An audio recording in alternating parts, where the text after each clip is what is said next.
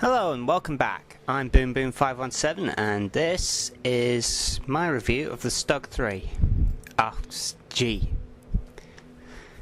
Now, this is by far my favourite tank destroyer that I have played so far, and I've played the entire German line up to this vehicle, with the exception of the newly introduced Stug 3B and T4. No, wait, that's the Americans. I've also played the American line up to the Wolverine, including the M8 F1, isn't it? Let's check the track tree for the name. Yes, the M8A1, which is a lovely little tank destroyer.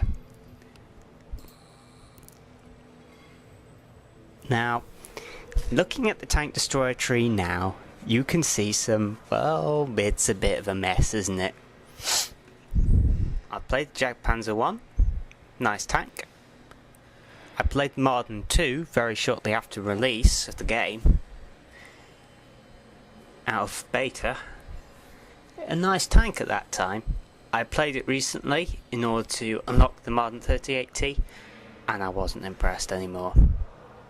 Really, they screwed with dispersion quite badly for the Marden 2, and the 38T suffers from it.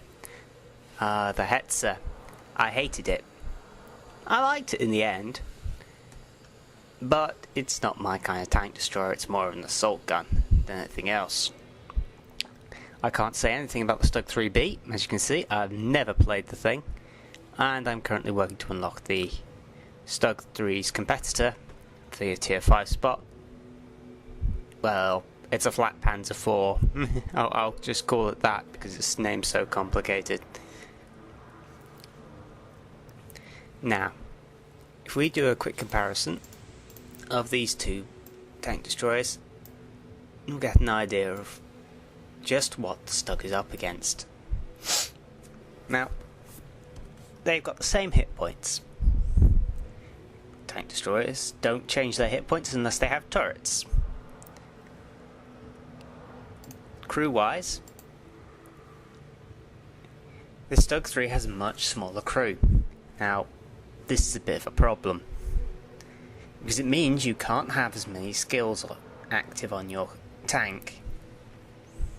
The extra gunner and the extra loader mean you can have an extra 2, because you will automatically have brothers in arms and camouflage on all your crew members, but it means you can have an extra gunnery skill and an extra loader skill, which can make all the difference in battle. Now, I will admit that I have a fully upgraded Stug, and this is only showing your flat panzers at baseline, so I'm just going to go off the basic level.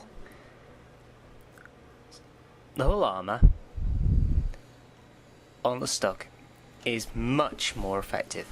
It's got 4 times the frontal armour and just over twice as much side and rear armour. Also, the armour on the Stug is much more angled than on the flat panzer, and indeed I can turn flat panzers into scrap metal extremely quickly. Gun traverse is also far superior on the Stug, being almost double its competitors. The view range is less. Indeed, it's very low. It's probably the worst feature on the Stug. Now, if we look at the guns, this is the stock gun, and this is the top gun. You can see they've got the same penetration, and barely little less damage on the flat panzer. This is coming out of where the flat panzer really shines. You can also see that the flat panzer has the same traverse rate as the Stug with its top tracks on its basic tracks, and it's got a faster speed limit with a lot less powerful engine, and it's got a superior fire rate with its base gun than my tooled up Stug 3, though I'm not sure that it actually displays the fire rate. It's just pumping out the base fire rate of the gun.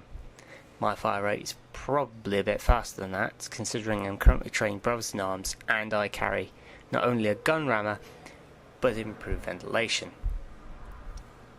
So let's close these and flick into the Stug. Yeah. It's got lower traverse speed on its basic tracks, a mere 37 degrees a second.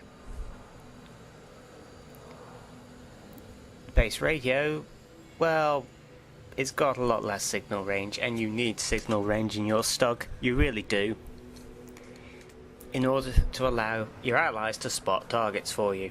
It's one of those tanks. Now the Stug has 4 guns available to it. 2 of them you will have researched, well, 3 of them you will have researched in your Hetzer. The shorter barreled 75mm guns and the 10.5mm howitzer. You can also research these guns in the Stug B.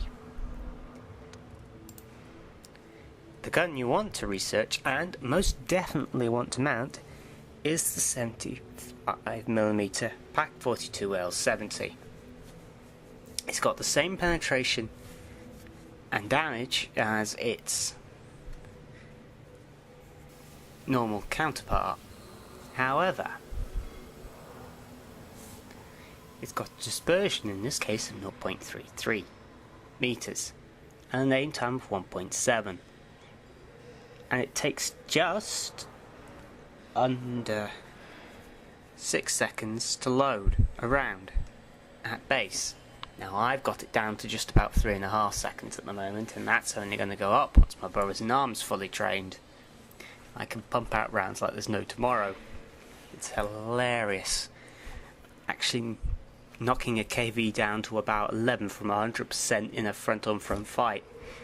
That was funny. Despite being destroyed, I was already down to 60% HP at that point in time, and I took a KV down to 11% health in a front-on-front fight.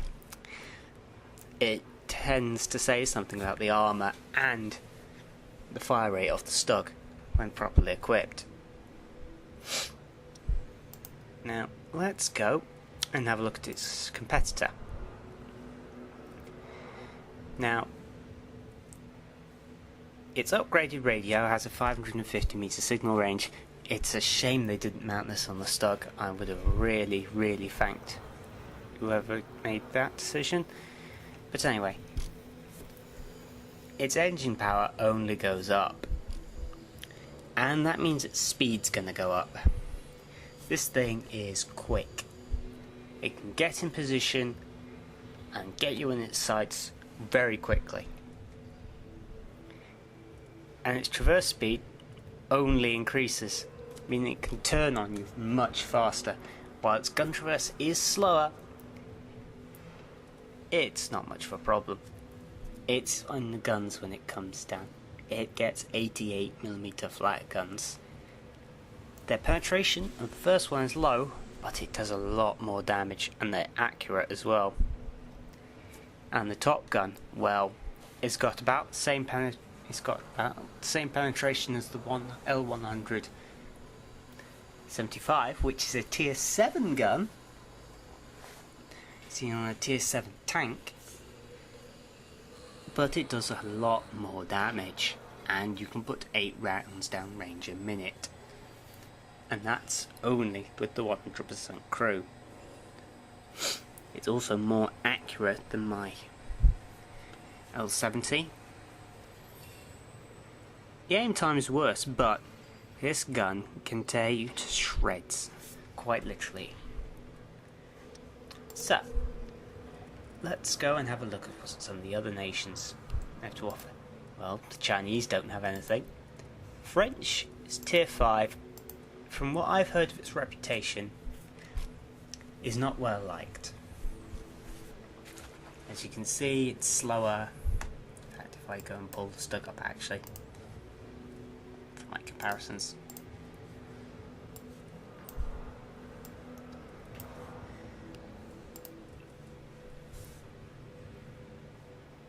slower in both traverse and speed. It's got less hit points. The armour is worse, though its side and rear armour is superior. Got a slower gun traverse. Its rate of fire with its base gun isn't that fantastic, though its base gun does have more damage and more penetration than my gun. It's got a superior view range as well. And that base radio signal range is probably about the same as the Stug's, if I remember correctly. However, it's open topped, meaning you can put a shell in its top. And it's got the same crew, which means there's no advantage in skills. Oh god, I'll leave that for last. Now, at Tier 5 you've got 2 American tank destroyers to deal with. The T-49 and the M10 Wolverine. The Wolverine is about your equal, having half decent armour, though inferior to your frontal armour. Side armour is very inferior to yours. It's faster. It's got a turret for one thing, meaning it can stay camouflaged while turning its gun. Its turret traverse is a lot slower than your gun traverse. Fortunately, it's got a good view range though, and excellent signal range when fully upgraded. I consider my Wolverine to be fully upgraded. I don't use the second turret. No point whatsoever. It's got a good fire rate. Its gun is inferior, and I'm using the A2, 75mm6mm. But having said that, I can put out a lot more rounds a lot more quickly, and I've taken Stugs with the L70 quite easily. It's got less hit points as well, but hey, with a good sloped armour like that, you can actually bounce a lot of shots that surprise you. Now, the T-49 I have no personal experience with. I will not be playing this tank except to get some XP on my second tank destroyer crew, if I ever get round to it. Now, it's fast. Very fast. In fact, it speeds around. It's not particularly stealthy either. Its hull armour is laughable, as is its turret armour, and its guns aren't particularly strong. It's not much of a threat unless it gets behind you, at which point you should start worrying, because it will, well, tear you to shreds with its rate of fire.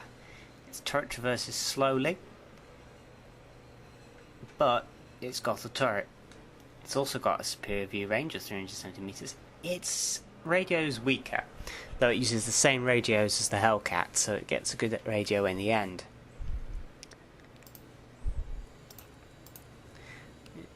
Let's go to the Soviets for the last tank destroyer at Tier 5, the Su-85. I have shot these things in the front armour so many times and bounced at point blank range, it's annoying. That 45mm armour is deceptively thin. Well, it's deceptively thick thanks to that. I think it's a 45-degree angle. Pretty much. I have bounced so often off this thing, it's unbelievable. If you're going to shoot at it, shoot for the driver's hatch. Really, it's the only way to penetrate it front on. Its side arm is also fairly good, but it's fairly flat, meaning you can actually punch through it fairly reliably. Its rear armour, well, it's rear armour, it's fairly flat, and I don't have much trouble shooting them from behind. Its basic gun, well, it performs fairly similarly to my gun, just a bit weaker and a bit faster rate of fire. It's got the same gun traverse speed. Its view range is worse than mine, thank God, and single range is poor. Now if I just flip into it, have a look at its top gun. Now, as you can see, its rate of fire is inferior, and its penetration values are inferior to mine, just. but its damage is quite a bit superior. It's almost as good dispersion as mine, at the same time it's lower. So it's quite a bit of a threat to you. Now we come to the... oh god, why on earth did they think this was a tier 5 vehicle? Well, the answer would be the gun.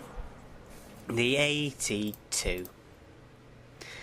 Now this thing is a pain in the neck, and the only reason I carry 6 A-bark shells in my Stug. Yeah, this is the sole reason I carry A-bark shells. With 203mm of frontal armour, it's very difficult to find a weak spot. The cupola has 103mm of armour. I know this from various players who have moaned about it on their YouTube channels. Kind of like I'm doing now. Its side and rear armour are a lot thinner, at 101mm. But still, that's a pretty impressive armour.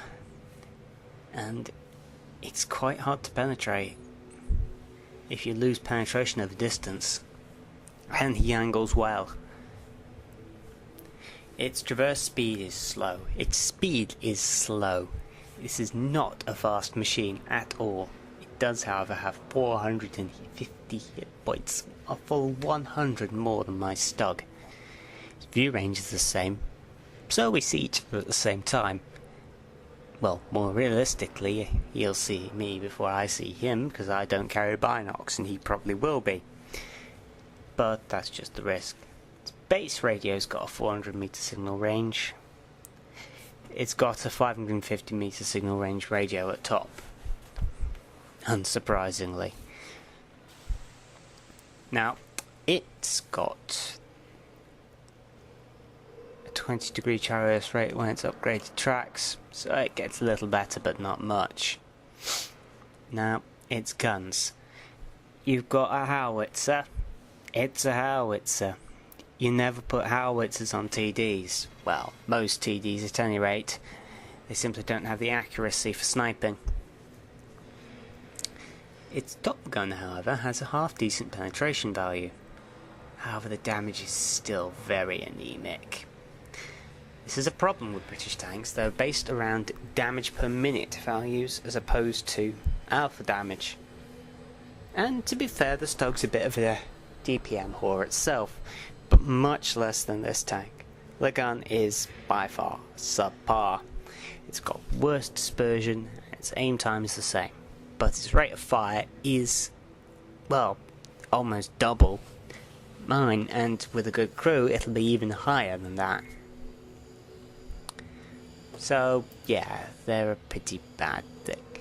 Now I can talk a bit about equipment here. You want to mount camo netting. A Stug is a sniper, first and foremost, and you will be sniping as much as possible. Now, here you have improved ventilation, so I've chosen as my second piece of equipment. I've done this because it improves the all-round performance of the tank. Now, some people will mount binocs for that extra 25% range and view. I did originally, but I just found that it wasn't making that much of a difference. Indeed, I've had better matches since then using the improved vents than the binocs. That's just my personal experience though. It's totally up to you what you mount. And then the medium tank gun rammer, the obligatory piece of equipment. You speed up your loading time, more rounds. It's a no-brainer, to be honest. Now I carry a toolbox, well, a small repair kit, a fire extinguisher, and a small first aid kit because, well, they're useful.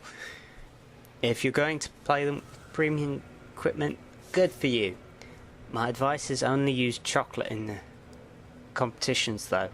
It does make a big difference, but it's too expensive to be playing in random battles on just credits. Now, to tell you about the guns. Never, ever, ever, ever, ever, ever mount this it's inaccurate, it's a howitzer, it's not a sniping weapon. True, it's powerful, you can one-shot stuff with it, but just don't. It's just a silly idea.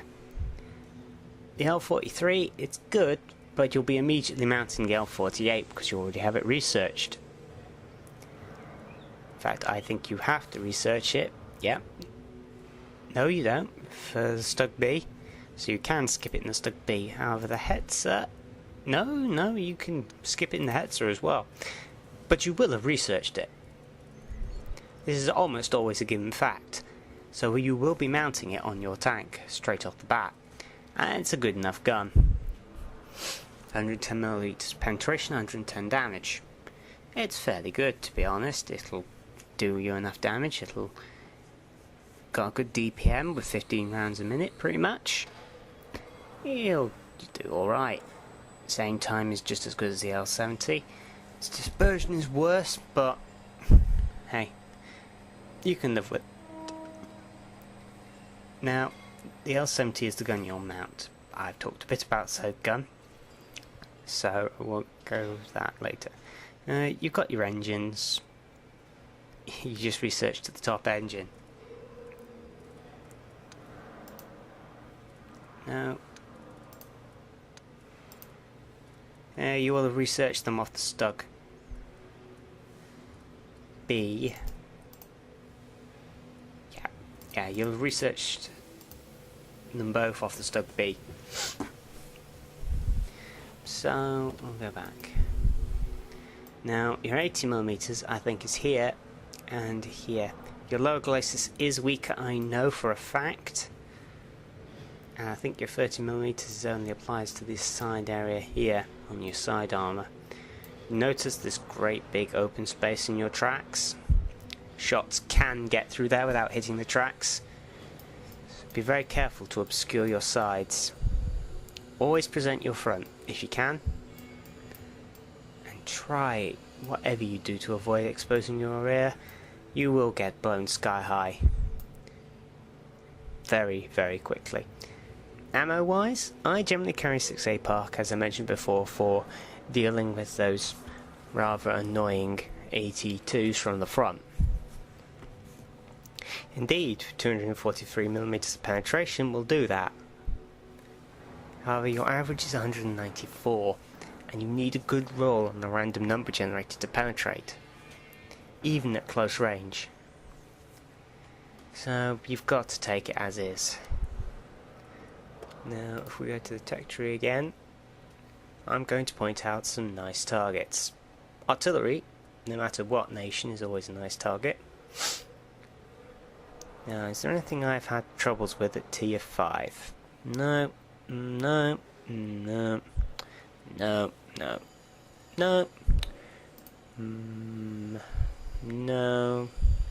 That's fairly easily penetrated.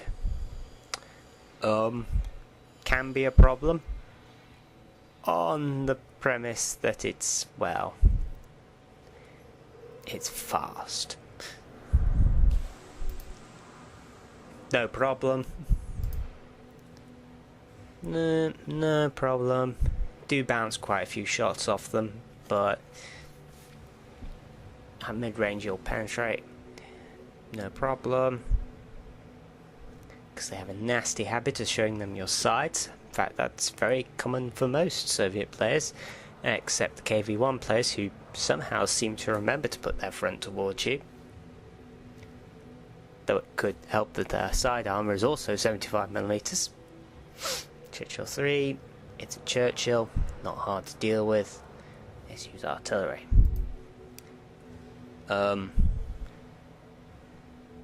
Well, yes, it dies extremely easily. No problem, just aim for the hull. They go down fast. Ram 2, I don't think I've actually ever encountered one. Wolverine can be a problem. T-49 can be a problem if it gets behind you. M7s, generally if they get round behind you, you're dead. Chaffies, you'll rarely see at tier 5, thankfully. Once they rebalance the tree and extend out your scout line For the Americans, then yes, they will start becoming a problem because they're fast. But it can be a problem, it's fairly fast, but if you snipe it, it's no problem. Just don't. I've not really encountered a Black Prince in my Stug. Churchill, aim for the front of its mantle. The front plate of the turret is extremely vulnerable to your 170. 150, 70. Excelsior, not really encountered. Bishop's just an artillery piece. Now, tier 6 and 7. Tier 7s you'll bounce a lot of shells off, but if you aim for weak points you'll be fine. At tier 6, the 88 can be a problem, but nowhere near as much as its predecessor. Togs are just... if you see a Tog, hide. And for heaven's sake, stay out of his view range. That 17 pounder he's got will just rip straight through you in a couple of shots. There's nothing really problematic in the American tier 6. The Hellcat can be a problem. The Jackson, surprisingly survivable, but you don't see them often, thankfully. The E2, it's rare, but I bounced a lot of shells off them in the past. E8s are fast, so be careful. M6, just aim for the hole. It's bouncy as there's no one's business, really. Easy to deal with, easy to deal with. I haven't seen it very often. I haven't encountered it in the Stug yet. I'm not looking forward to it, I'll admit. KVIS, surprisingly bouncy, but just shoot it in the side and you'll do alright. T150, I hardly see them, I haven't encountered it in my Stug. KV2, just keep out of the way for God's sake and just shoot its turret. If I remember correctly. No, wrong one. Just shoot its turret. Yeah, just shoot its turret in the sides or the rear and you'll be fine. Artillery is artillery. Easy. Lots of armor, just too much armor on most of these. KV-13 is so rare, despite it being one of the best tanks looking on paper actually for the Soviet tier 7.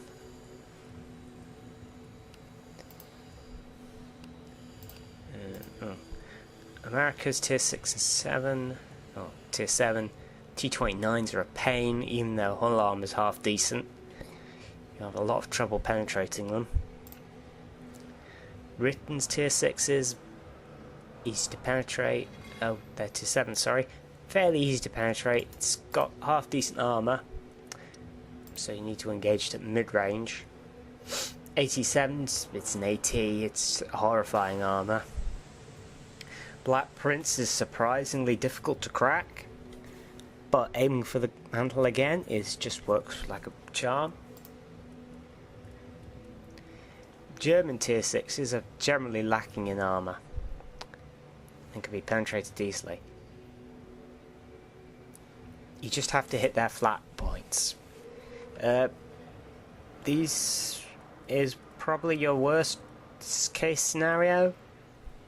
It's fast, and it carries the L70 as well, meaning it can do to you what you can do to it.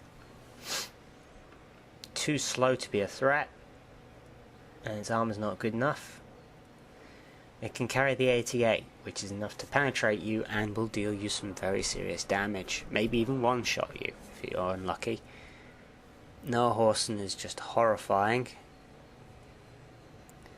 Jag Panzer IV it's about the same as you, but with more hit points, more armor. I think it's faster. Yeah, it's faster. And it's got slightly better side armor. It's got better rate of gun fire. I think it says the same poor arc fire as you do, because your arc is very narrow in the Stug, but it's very dangerous. It's very good as an assault gun, and it can take the 88 as well, which is a real danger to you. No, Orson just gets a horrifying Top Gun. Tier 7, well, German Tier 7s tend to have a lot of armour and a lot of hit points. You're going to struggle against any Tier 7s, I'll be honest. French Tier 6s aren't that much of a problem, except for the AMX-12T, which is too fast for you to even hit. And their Tier 7s, well, I think you actually have armour, don't you? Oh, no, you don't. No, you won't have any problem with him, except when he shoots you. And you're not going to have any problem penetrating him, but hitting him is another matter entirely. Oh yes, they start to get armour, the French tank destroyers, so you'll need close to damage them. Tier 6 and 7 for the Chinese. Their Tier 6 light tank is alright. You'll have some problems hitting it, but it plays more like a medium. Their Tier 6 medium tank is basically a T-34-85, which is slightly inferior, but has a superior stock. Their Tier 7 fast, arguably one of the worst Tier 7 medium tanks. You shouldn't have too much of a problem with it. And then the IS-2, which is a bit subpar for a Tier 7 heavy. And that's it, really. Oh, easy pens. They just die. Their guns are powerful, so watch out. Chiri's Top Gun in particular, he can destroy you in a single clip, quite happily. And his dispersion is not that much worse than yours.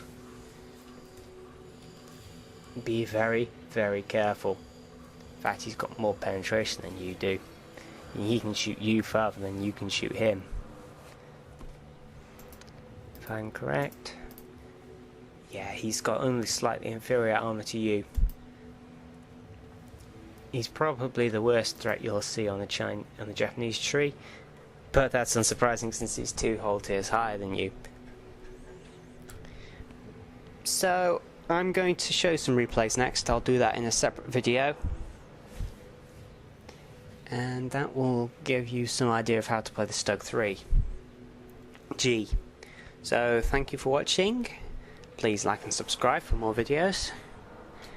I'll be back in... well, I'll start recording some replays now and then voice them over. And this should go up after this has gone up. So, thank you for watching. Boom Boom 517, signing off.